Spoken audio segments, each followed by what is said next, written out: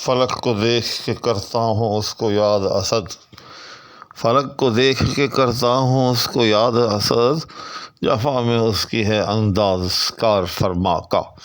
السلام علیکم ناظرین، تو آج وہ غزل جو اس سے پہلے میں مکمل کر چکا ہوں اور اس کا ایک آخری شعر جو ہے وہ باقی تھا جو کہ مقطع تھا، وہ لے کر آپ کی خدمت میں حاضر ہو رہا ہوں۔ تو جیسے کہ میں نے ابھی آپ کے سامنے اس کو پیش کیا ہے، تو آئیں بلا تاخیر اس کی جو ہے وہ تفہیم کی طرف آتے ہیں۔ تو غالب کا یہ مقطع ہے اور اسد اس میں تخلص ہے۔ آپ جانتے ہی ہوں گے کہ غالب کے جو ہیں وہ دو تخلص بڑے معروف ہیں، ایک غالب اور دوسرا اسد۔ چنانچہ یہ تخلص اسد کے ساتھ مقطع ہے۔ تو غالب کہتا ہے کہ فلک کو دیکھ کے کرتا ہوں اس کو یاد اسد۔ غالب اپنے آپ کو مخاطب کر کے کہتا ہے کہ میں اپنے محبوب کو آسمان کی طرف جب نظر کرتا ہوں، جب میں آسمان کو دیکھتا ہوں تو پھر میں اس کو بھی یاد کرتا ہوں۔ تو اس کی وجہ کیا ہے؟ وجہ اس میں ایک وجہ اشتراک ہے، ایک وجہ مشترک ہے، یعنی کہ ایسی صفت ہے کہ جو غالب کے نزدیک اس کے محبوب میں بھی پائی جاتی ہے۔ یعنی بیسیکلی وہ وصف یا وہ صفت جو ہے وہ آسمان میں ہے، لیکن غالب کہتا ہے کہ یہ ایک ایسا وصف ہے کہ یہ میرے محبوب میں بھی پایا جاتا ہے۔ اس لیے میں جب بھی آسمان کی طرف نظر اٹھاتا ہوں یا آسمان کو دیکھتا ہوں تو میں اپنے محبوب کو بھی یاد کرتا ہوں۔ تو اب اس چیستان کی مزید وضاحت غالب کہتا ہے کہ فلک کو دیکھ کے کرتا ہوں اس کو یاد اسد، کہ جب میں آسمان کو دیکھتا ہوں تو محبوب کو یاد کرتا ہوں۔ جفا میں اس کی ہے انداز کار فرما کا۔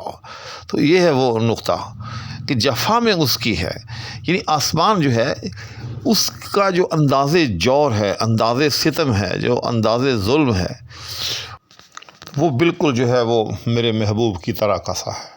تو بس اس لیے جب میں آسمان کو دیکھتا ہوں تو اس سے جو ہے مجھے میرا محبوب یاد آ جاتا ہے۔ اچھا، اب اس میں جو احباب اردو لٹریچر کو اور اردو ادب کو، شاعری کو سمجھتے ہیں ان کے لیے تو یہ مسئلہ نہیں ہے، لیکن نئے ناظرین کے لیے یہ بات ایک عجب ہو سکتی ہے کہ آسمان کے اندر ستم کا کیا تصور۔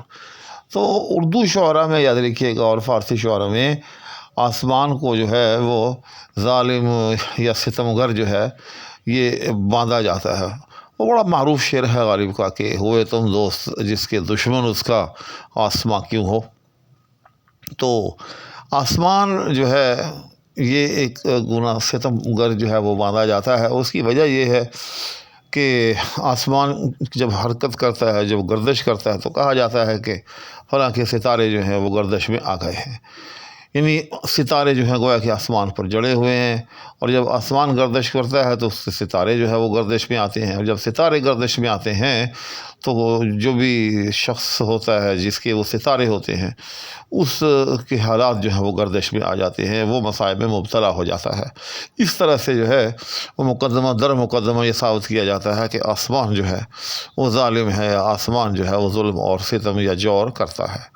تو بس یہاں سے غالب نے پھر مضمون نکالا کہ جفا میں اس کی ہے انداز کار فرما کا، کہ آسمان کی جو صورتحال ہے یا جو آسمان کا جو انداز ہے، جفا کرنے کا جو انداز ہے، تو اس میں بھی میرے محبوب کا سا انداز شامل ہے۔ اب رہ گیا لفظ کار فرما۔ تو کار فرما کے لغوی معنی تو ہیں کوئی بھی کام کرنے والا، فرما یعنی کسی چیز کو فرمانے والا، اور کار کام کو کہتے ہیں، یعنی کوئی بھی کام فرمانے والا۔ تو یہاں کام جو ہے وہ جو محبوب ہے، جو معشوق ہے، وہ ایک ہی کام کرتا ہے۔ وہ کام کون سا کام کرتا ہے؟ کار جور کرتا ہے، کار جفا کرتا ہے، ٹھیک۔ تو چونکہ اس کا کام ہی جو ہے وہ جفا گری ہے، لہٰذا اگر محبوب کو، معشوق کو کار فرما کہا جائے تو اس کا مطلب کیا ہے؟ جفا گر، جفا کرنے والا۔ دوسرے لفظوں میں کنایتاً معشوق اور محبوب کو کار فرما بھی کہا جا سکتا ہے اور کہا جاتا ہے، اسی وجہ سے غالب نے یہ لفظ یہاں استعمال کیا ہے۔ تو اسی کے ساتھ آج ہماری یہ غزل جو ہے مکمل ہو گئی۔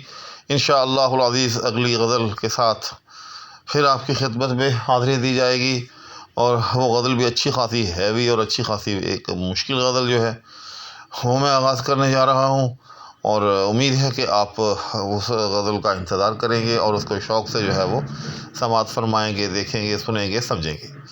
اس وقت تک کے لیے آپ لوگوں سے دعاؤں کی درخواست کے ہمراہ اجازت چاہوں گا۔ اللہ حافظ۔